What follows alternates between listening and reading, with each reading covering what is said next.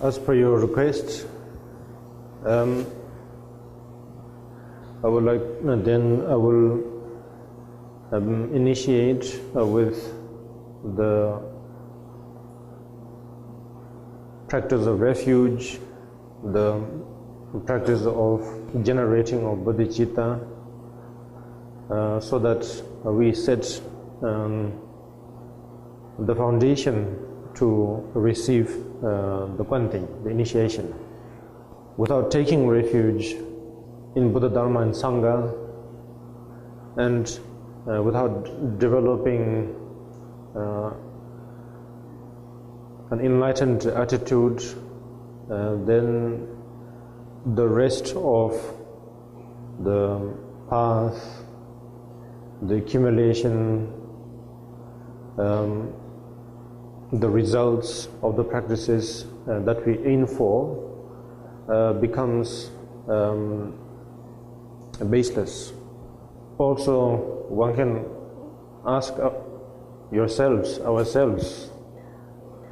whether we need refuge in the first place or not. I don't know how it is translated, the connotation of Guiyi in but in Tibetan known as Gyamdro, and in English it's refuge. I also am not sure about its connotation and definition. Probably the term Guiyi has more weight because the language itself having been associated with Buddha Dharma for many generations. I would right now just simply describe what I understand about the term Guiyi or Gyamdro. In very simple words, it's a path where we basically seek for support, as simple as that. And it directly indicates that there is a need for support. It indicates, directly that there is a need, there is a necessity for support. If one is sufficient, and then of course there is no need for support. So we have to ask ourselves, are we self-sufficient? Of course, that kind of question should come professionally, not mixed with emotion. Yeah, meaning, I would say, one has to ask that question to oneself without emotion. Without emotion, meaning if it's with emotion, then there is also some sense of degrading oneself. Yeah, like feeling helpless and feeling courageless. So without any emotions, just simply asking oneself, do I need, in this case, support, or do I need refuge? And not just because someone said so that you need refuge. So then a few questions that we have to ask is, are we free, are we liberated of kleshas, and are we free and liberated of karma? And then if it's very clear to oneself and that I am free of it, then there is no need. And that it is said that once an individual has reached the state of Buddhahood, then there is no more need of taking refuge. So then it's not, that kind of question should not only be asked right now, but also not just for now, but also every time, meaning on a daily basis, whenever we recite the refuge practice, we have to ask ourselves the same question. So if you have an understanding like that, then one can relate to the notion and the idea of Buddha, Dharma and Sangha. If you can approach in this way, then we can understand what Buddha, Dharma and Sangha means. If you begin with the first refuge, the Buddha, it's basically the state of completely or fully sufficient state, and meaning that one has gained all the necessary requirements to be free of karma and klesha, and at the same time one has also obtained or accomplished all the necessary abilities and means to support others. So therefore it's a state where one is completely self-sufficient, that is not dependent on any factor. No. So one could view one could have an idea or an imagination or a notion of what Buddha, the refuge of Buddha or Buddha could mean. So in that way, it's a state that now historically in our era, an individual who has reached that state will be then none other than Gautama Shakyamuni, than the historical Buddha. Or to be more precise, then the prince who was known as Siddhartha. So it shows that it's a state that is reachable. And previous to him, previous to the historical Buddha Shakyamuni, and then Buddha Kashyapa and so on, other individuals have also reached the same state. And of course, if you trace back, then countless of individuals have reached that state. And then just within our own lineage, line of masters, and then such as the great Marpa and Milla and Gampopa and so on, each of them have also reached the same state. So they are the very proof that it's a state that is reachable. And particularly one thing that we have to remember and realize is that each of these great Buddhas,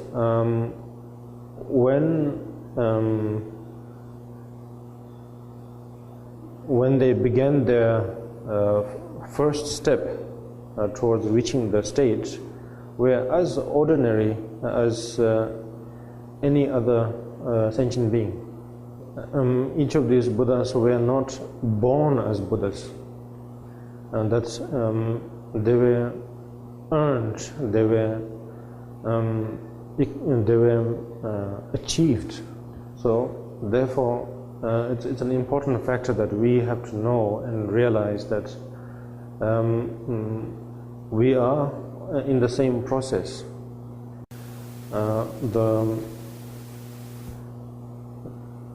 The connection to the second refuge, which is the experience, the knowledge of the enlightened ones or the Buddhas that we are associated with, is already sort of the beginning of our process. So, of course, it is really up to ourselves, like I said, asking oneself whether we need refuge or not. Similarly, it is really up to ourselves whether we really want to reach the state of enlightenment.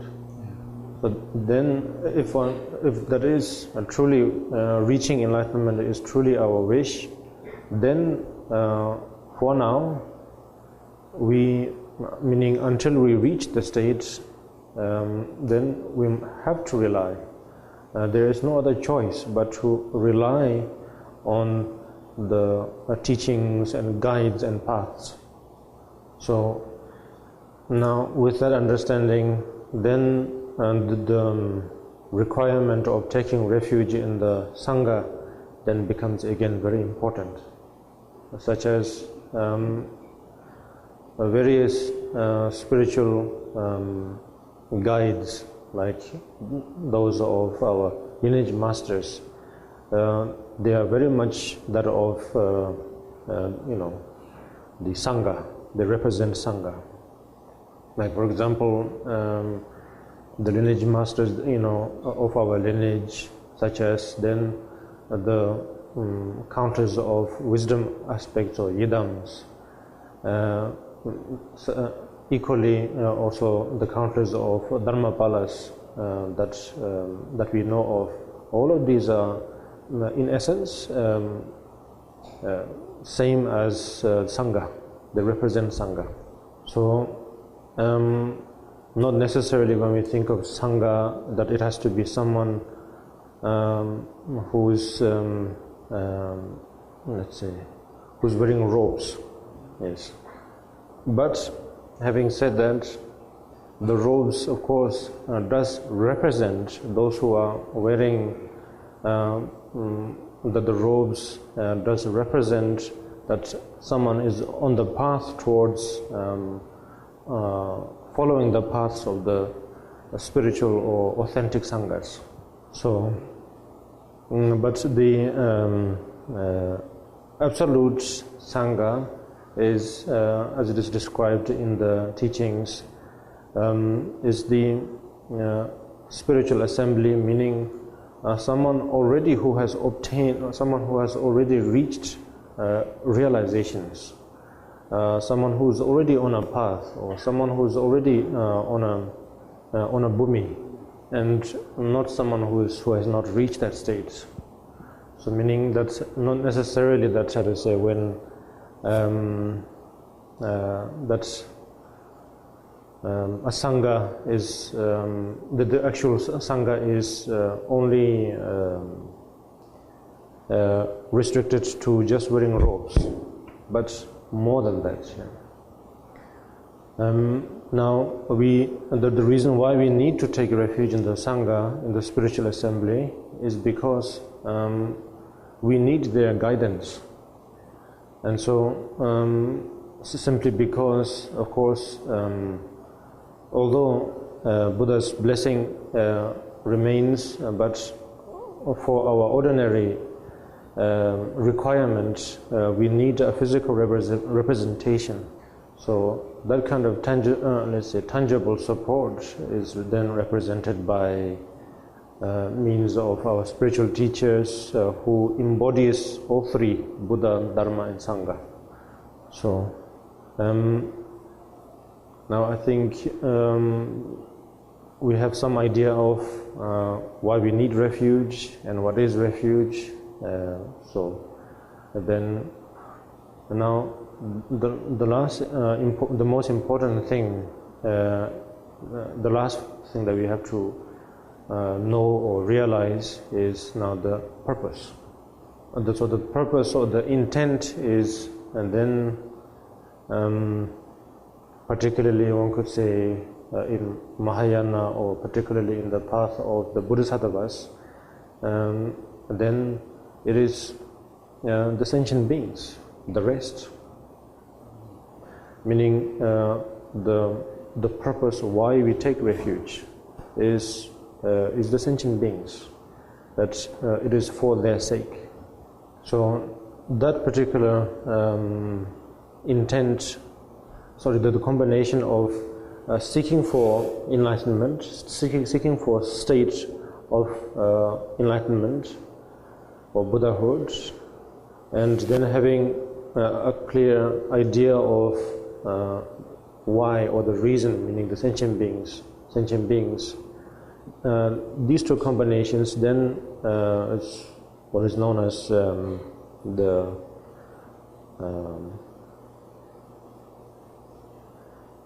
generating of bodhicitta or generating of an enlightened mind.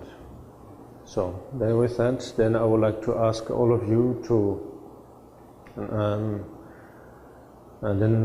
meditate while you recite the refuge practice. So as a reference point, then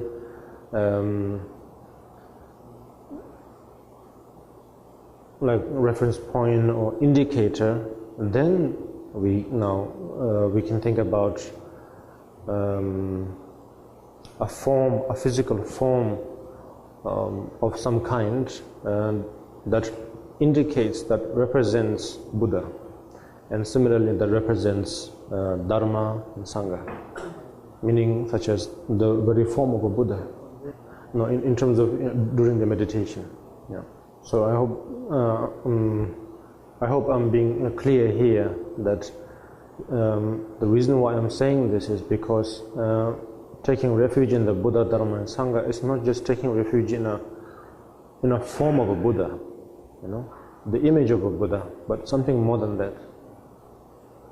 My teachers used to say that if we do that, then it really depends on the material of the image, meaning then it could be a representation of the Buddha in painting, it could be out of stones, it could be out of other materials, so therefore very limited, the reference of taking refuge. Yeah. 2014年11月30日，多杰森巴灌顶之前，法王开示无常与皈依之真谛。要累积多少善业功德，才有此因缘领受圣者法教？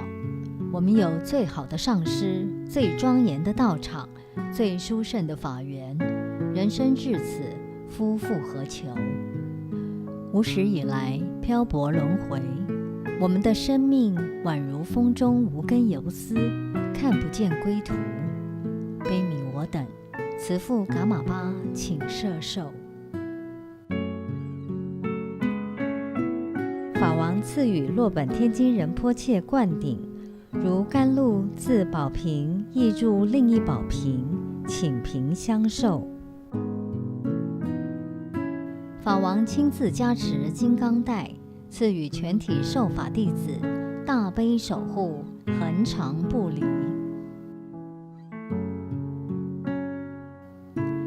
明灯澄澈，光华四射，辉映着觉性之美。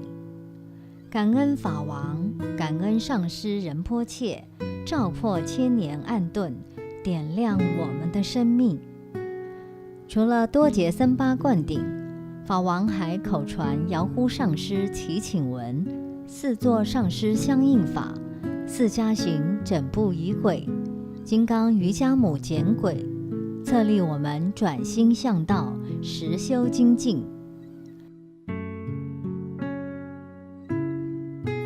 灌顶大法会连续约4-5个小时，法王不辞辛劳，不顾疲惫，圆满众生之愿。法王珍贵的身教，激励着我们行道不畏艰难，勇往直前。大家都渴望领受法王传法与加持，不远千里而来。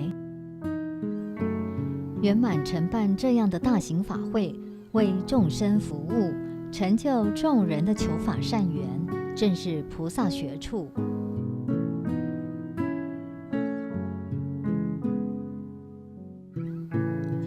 法王亲自下座，走向每位弟子，逐一赐予灌顶加持。洛本天津仁波切相傍前导，年佐仁波切及喇嘛随侍在后，相辅如来家业。外国弟子长途奔波，求法之诚令人动容。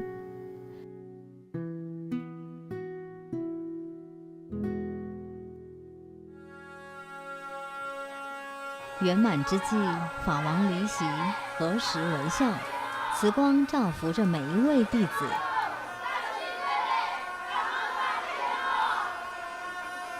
同时自然望向另一边，关注所有期待的脸庞，每一个细腻的小动作无不流露深广的慈悲。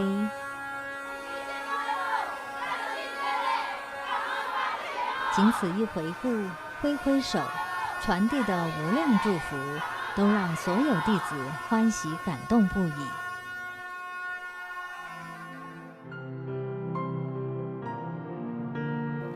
灌顶圆满时，天空出现美丽的云朵，法喜充满，噶玛巴切诺。